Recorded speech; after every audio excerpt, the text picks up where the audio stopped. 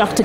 McKinley is with me in studio, and we continue then to just just talk about the IEC.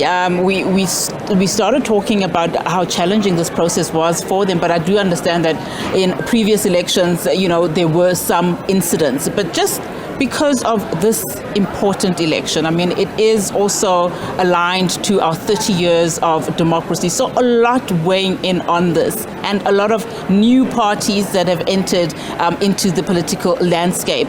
So it is important, as you would have heard, when the IEC launched this Operations Results Center, saying that it was crucial for them, to maintain its independence and maintain its credibility, which is somewhat seemingly being challenged at this point in time. But I mean, with the observers that are here, it does tell you something in terms of the interest, that the outside world also has in this particular election. Absolutely. I think we should be quite clear that we are fortunate as South Africans in terms of having an IEC that we do. There are many, many countries which don't have this kind of capacitated, skilled, and independent body. Sure, there's been a couple of, I think, instances where they could have communicated better, where they could have prepared better.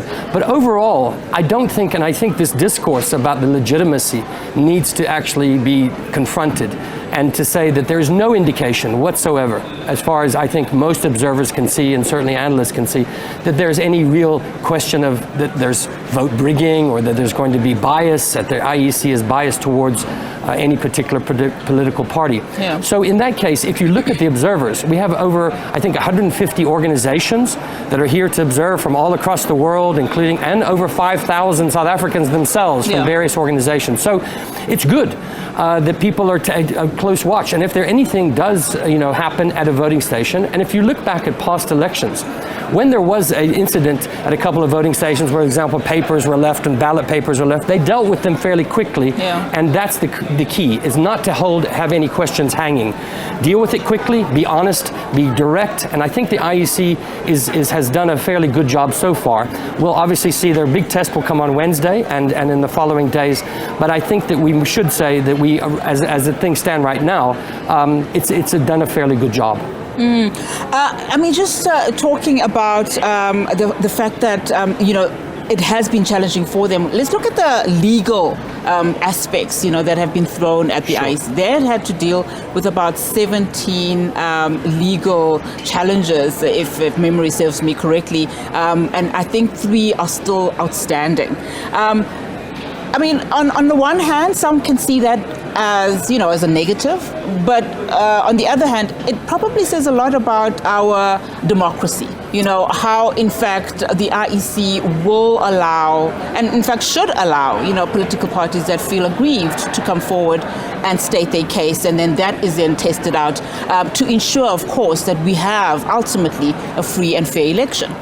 Absolutely correct. I think, as you saw, when the first allegations, or should we say legal challenges, came to the IEC, they said, fine, we're going to deal with these, we'll take them to court, we're going to make our argument, you can make your argument as well. When they needed clarity from the Constitutional Court around the ex-President Zuma's participation, they went and got clarity from the courts.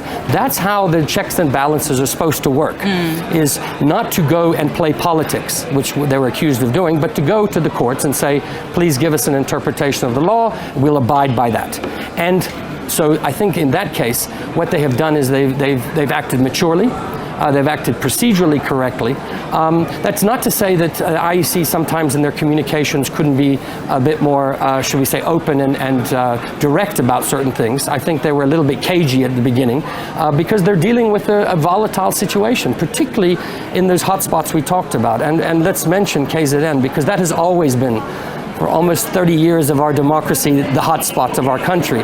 And it continues to be. Up until, from January, I believe there's been at least 7 political assassinations in KZN. People forget that there's already been these kinds of incidents. So it's crucial, though, that the IEC's job, they can do their job on the legal front, but it's crucial that they be supported by all the other state institutions and the public itself. the fundamental guarantor of a free and fair election is the people themselves.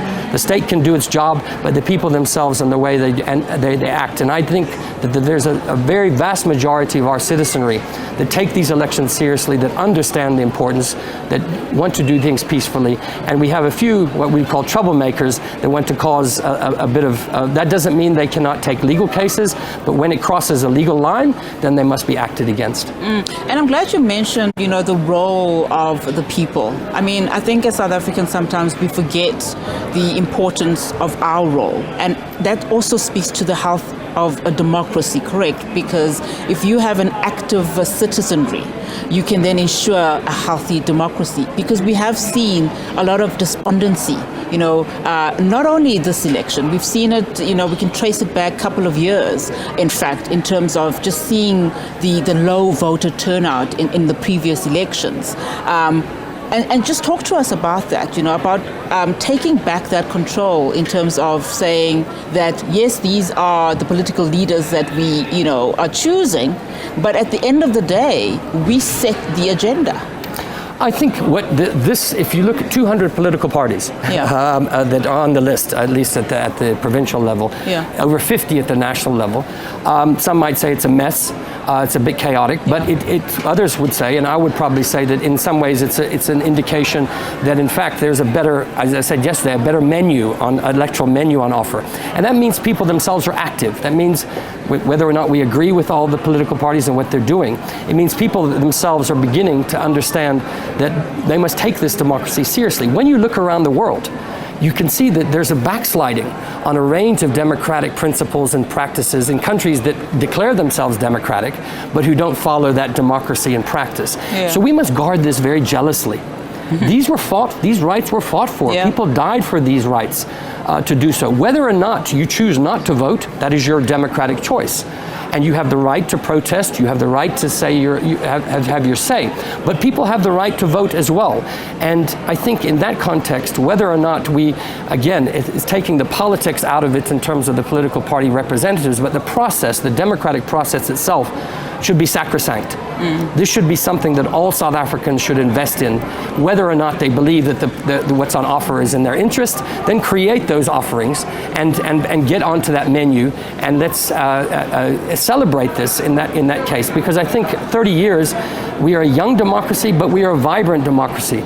We are troubled. Yes, there's many, many different troubles, but we cannot let those troubles, I think, interfere in the process of saying, irrespective of those things, that we can have a peaceful, a fair and free election, and people can have their say irrespective of whether they participate or not.